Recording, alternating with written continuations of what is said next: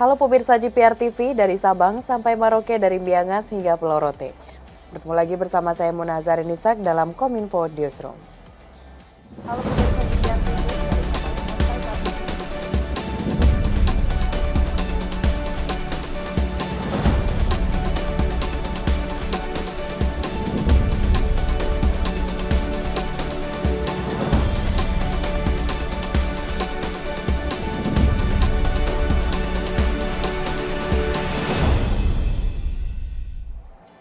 Pemirsa, kita ke informasi pertama.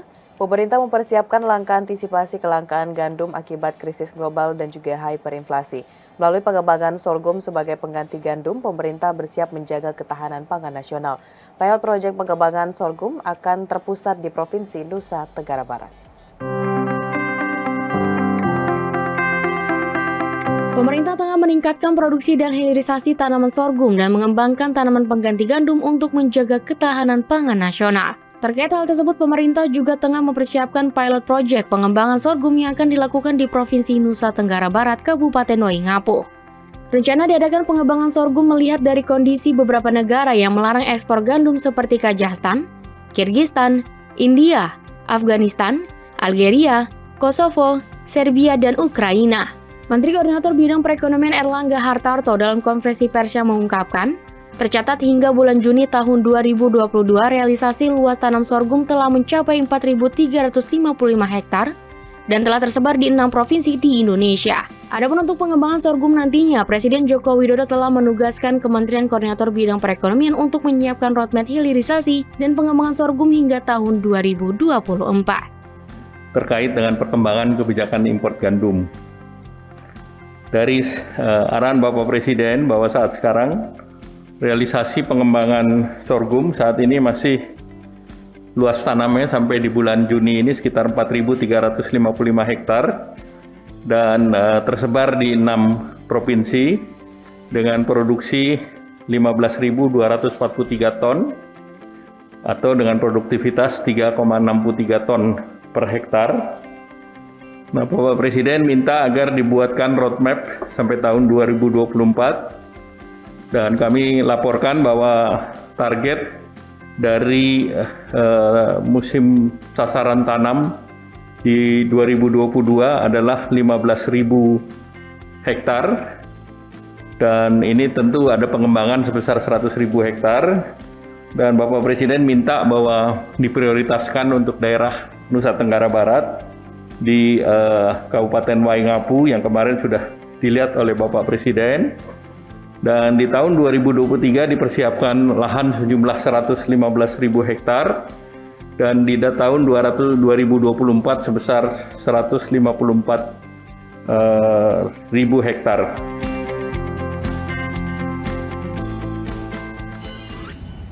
Juru bicara pemerintah untuk penanganan COVID-19, Wiku Adhisa Smito mengatakan pemberian vaksin keempat atau booster kedua akan lebih dulu memprioritaskan tenaga medis, lansia, dan penderita komorbid. Wiku menambahkan untuk pemberian vaksin booster kedua bagi masyarakat umum masih menunggu perkembangan lebih lanjut.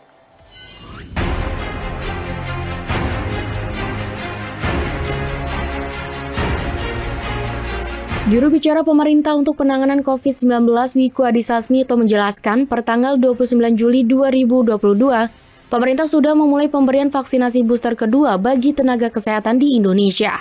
Melihat perkembangan cakupan vaksinasi booster sudah mencapai 27,22% dari sasaran vaksinasi yang telah ditetapkan, pemerintah menegaskan bahwa untuk pemberian vaksin booster kedua akan diberikan berdasarkan prioritas terlebih dahulu seperti tenaga kesehatan, lansia, dan penderita komorbid. Adapun untuk upaya pemberian vaksinasi booster kedua pada rentang usia yang lebih muda dari 18 tahun, Wiku menginformasikan untuk menunggu kepastian dari pemerintah ke depannya. Lebih lanjut, terkait pemberian vaksinasi booster kedua untuk masyarakat umum, Kementerian Kesehatan juga akan menyampaikan perkembangan selanjutnya terkait program vaksinasi booster kedua tersebut. Vaksin booster atau vaksin penguat, yaitu vaksin yang diberikan setelah vaksin dosis inti, yaitu dosis 1 dan 2. Pada prinsipnya, pemberian vaksin booster kedua akan diberikan berdasarkan prioritas terlebih dahulu, yaitu tenaga kesehatan, lansia, dan penderita komorbid. Mohon menunggu informasi selanjutnya dari Kementerian Kesehatan terkait waktu pergiliran vaksin booster kedua ini untuk masyarakat umum.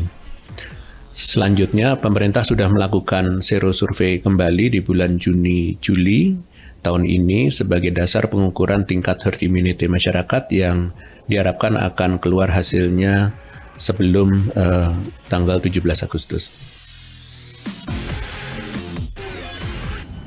Pemirsa, jelang perayaan kemerdekaan Republik Indonesia yang ke-77, juru bicara pemerintah untuk penanganan COVID-19 mengingatkan masyarakat untuk terus memperhatikan protokol kesehatan saat mengikuti perayaan HUT RI.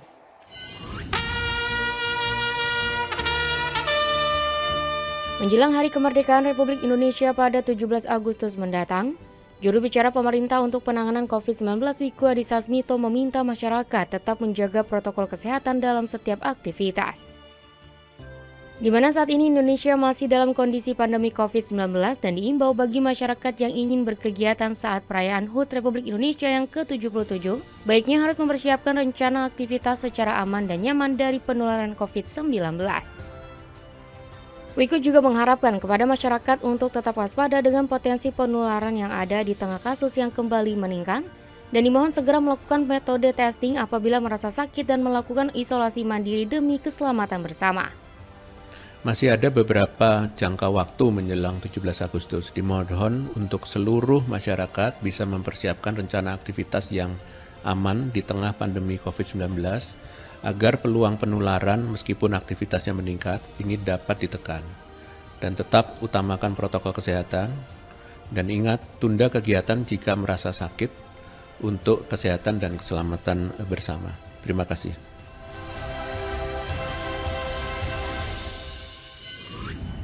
Kunjungan kerja Presiden Joko Widodo ke sejumlah negara beberapa waktu lalu membuahkan investasi di beberapa bidang. Deputi Bidang Promosi Penanaman Modal Kementerian Investasi BKPM menyebut sudah ada pilot project yang terrealisasi.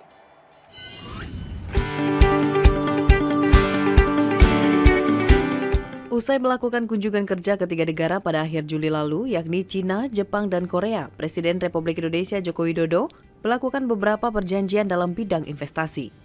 Tercatat Jepang berpotensi berinvestasi ke Indonesia sebesar 75,4 triliun rupiah dan Korea sebesar 100,69 triliun rupiah.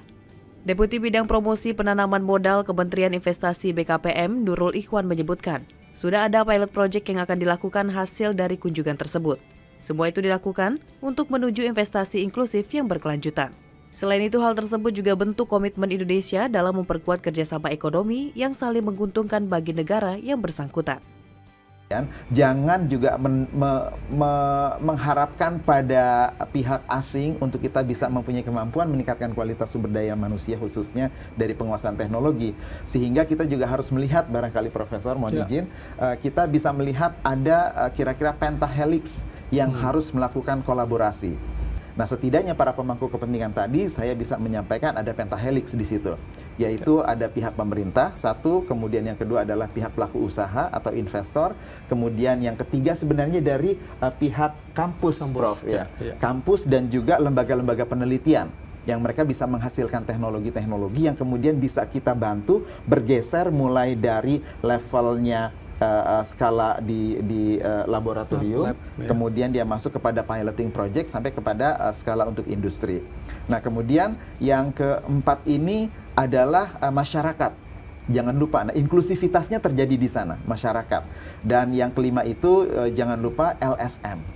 Nah, LSM atau NGO, tidak semua NGO ataupun LSM ini berada dalam posisi yang destruktif terhadap polisi-polisi pemerintah. Tapi kritik-kritiknya pun bisa membangun, sehingga ini perpaduan dari pentahelix yang kita lakukan diharapkan pada akhirnya bisa memunculkan ekonomi yang berkualitas, yang diantaranya adalah yang inklusif dan juga berkelanjutan.